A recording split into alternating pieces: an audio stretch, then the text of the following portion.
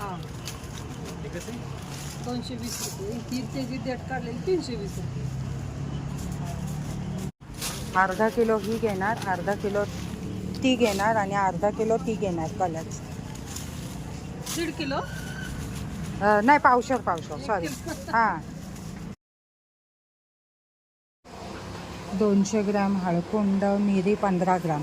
हां म्हणजे काय होतं, या मापाप्रमाणे घेतलं ना तर 1 किलो मिरचीचं आहे ना हे, तरीसुद्धा आपण ह्याच्यात ही कलरची मिरची वाढवली आहे पावशर आहे ना, मग ते बरोबर होऊन जाईल.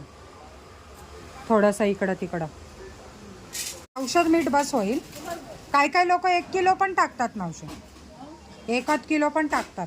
जे घाटावर वगैरे जिथं लय पाऊस होतो ना तिथं 1 किलो मीठ टाकतात. का माहिती आहे का, मग ते सादळतो ना मसाला ओल्याने. पुडाचे घरं असायचे पहिले, पाणी सुटायचं मसाल्याला. मसाले आता भाजून घेणार आणि मग ते इथंच डंक आहे बघा, डंकामध्ये कुटून घेणार.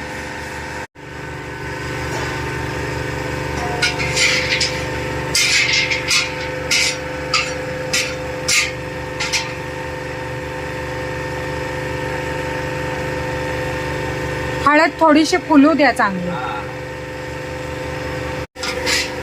कढई बघा किती मोठी आहे, माझा मसाला बघा केवढासा आहे. आणि ज्यांचं नेहमीचं काम असतं ना त्यांना माहिती असतं आणि चालू करतात लगेच.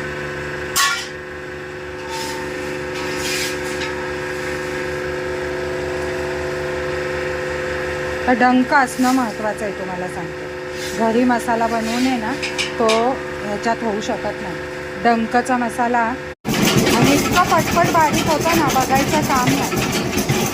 आता ते छान आता चाळून घेतील, अजून बारीक झालं.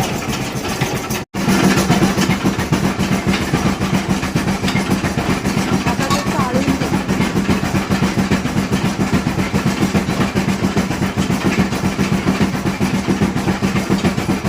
एकदम बारीक चाळणी असते. डंक रिकामी झाली आणि मी तिथं चाळ पण भरून घेतला, कारण चाळ मी मसाल्याला वापरते. प्रकारे आपला मसाला तयार केला. आता वजन करते.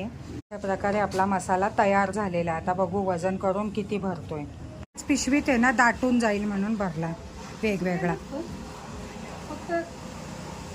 किती भरला? 2.5 किलो.